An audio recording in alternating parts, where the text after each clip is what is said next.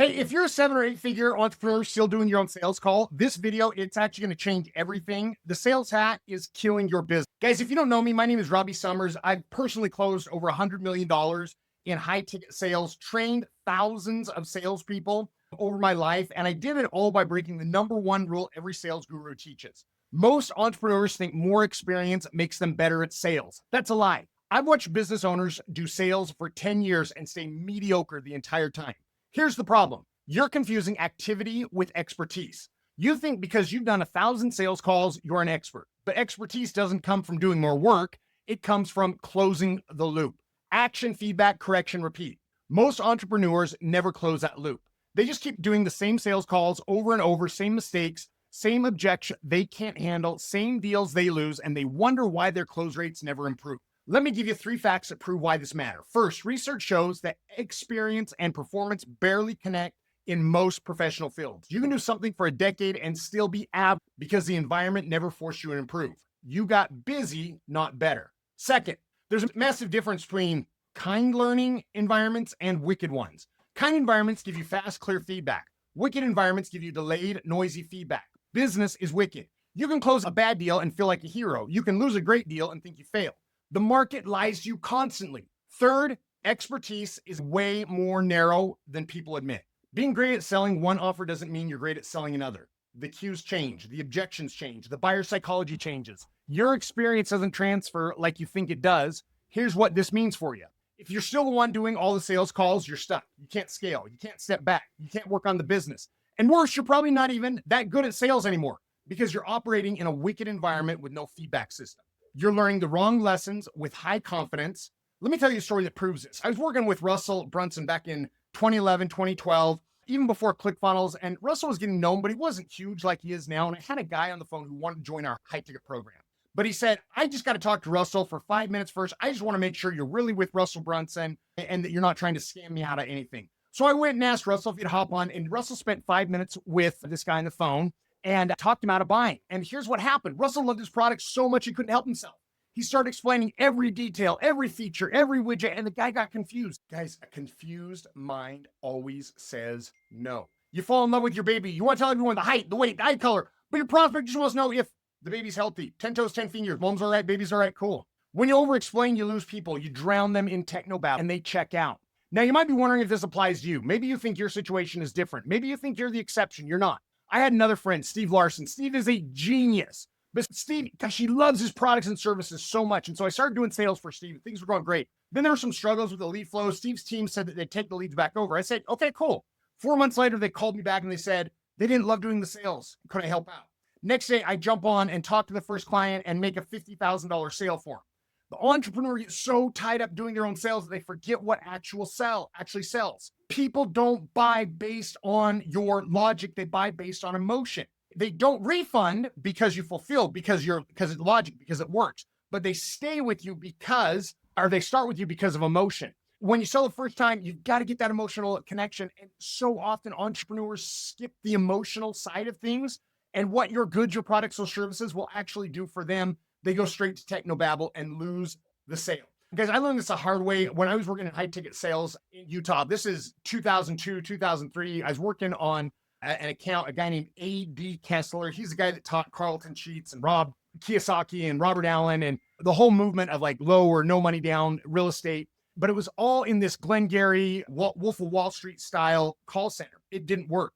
Too many people were being pressured into programs they shouldn't have been in. Too many people lost out on their hopes, their goals, their dreams. Somebody overpowered them. Somebody overpressured them. That's when I realized I was learning the wrong lessons. You have to have the customer in mind, the best needs, their best effort, their best wishes. That's what matters. Not your close rate, not your commission check, the customer. Now, here's the part that's going to blow your mind. The sub-skill most people suck at is listening. Everyone thinks sales is all about being a big talker. You got to be this extrovert guy who jumps and bounces around like Zig Ziglar on stage or Tony Robbins.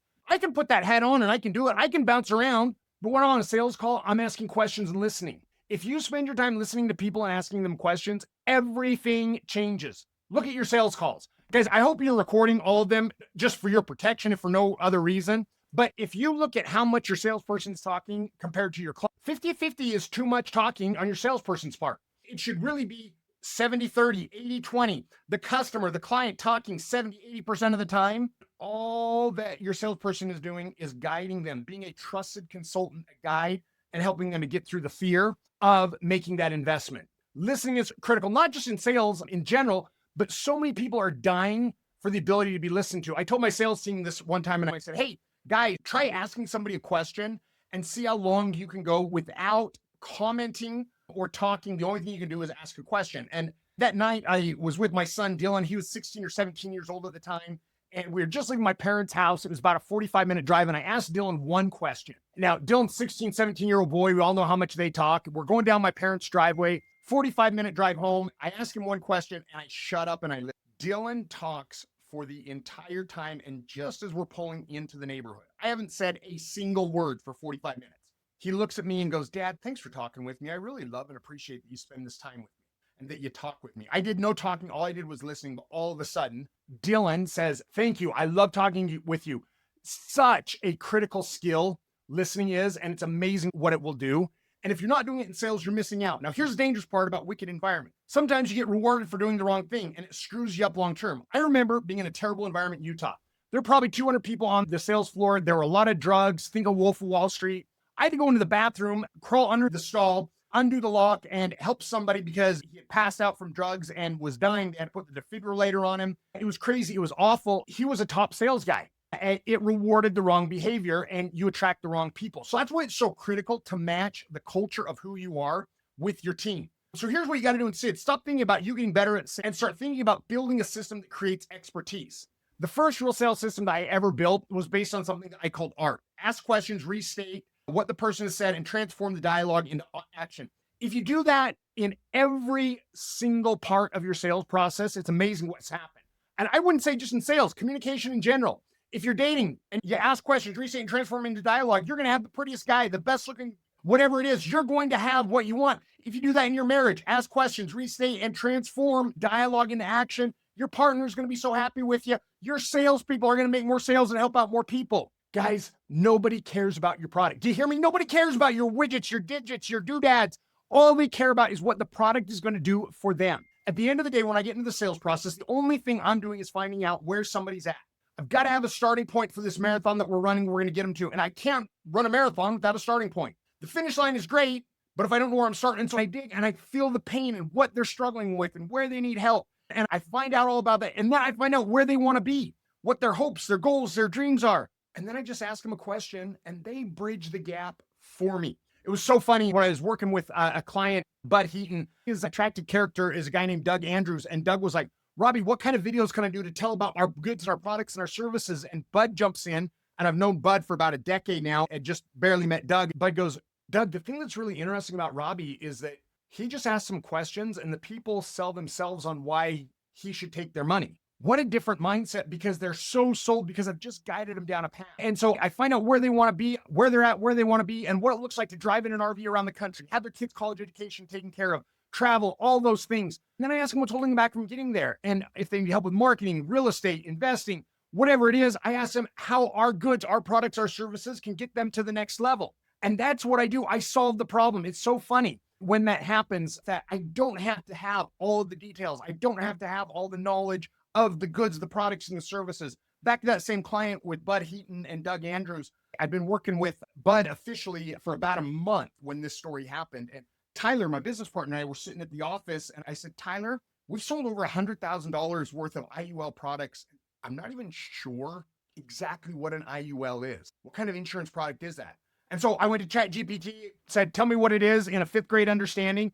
And then I knew what an IUL is, but I already sold over $100,000 worth of their education because I find out where they're at, where they want to be, and how our products can bridge that gap. So once the entrepreneur has proven your offer, the first thing you've got to do is you've got to step away from the one selling. Initially in the beginning, the first few sales, 5 or 10 sales, the entrepreneur usually has to do it. Once you've proven your offer out, the first thing you need to do is hire a sales manager to run and maintain your sales system and take that sales hat off. There's so many different examples of this, but you go to the doctor and the doctor, you get a physical, he sees you naked and then he says, hey, that's going to cost you $200. No, you go up to the front and you go to the secretary and you pay her. There's a barrier between it. Having you, the entrepreneur, that somebody can jump on the phone call anytime and talk to you anytime they want. Why would I pay for that?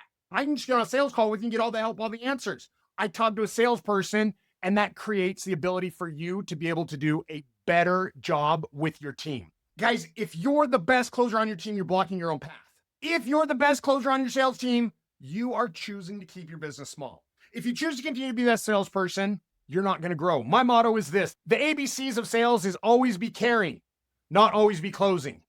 Always be caring. When you care about your customer, when you listen to them, when you ask questions and restate what they say, when you transform dialogue into action, everything changes. You build trust, you build relationships, and relationships are the greatest currency on planet Earth. So here's what I want you to take away from this. Stop trying to be the expert. Start building the system that creates experts. Because in modern business, the company that learns faster wins, even without the best people. The most dangerous person in your business is the experienced operator with bad feedback loops. They have conviction, they have stories, they have status, but their pattern library was trained on noise. Don't be that person. Guys, build the system and Sid. Now, I want to hear from you. Are you still doing your own sales call? Drop a comment and let me know. And if you want to learn exactly how to build a sales system that runs without you, watch the next video on this topic. I'll show you exact framework we use at Sales Lever to help 7- and 8-figure businesses scale their sales without the founder ever touching the phone, a Zoom call ever again. Click like, join us, and we'll see you on the next video.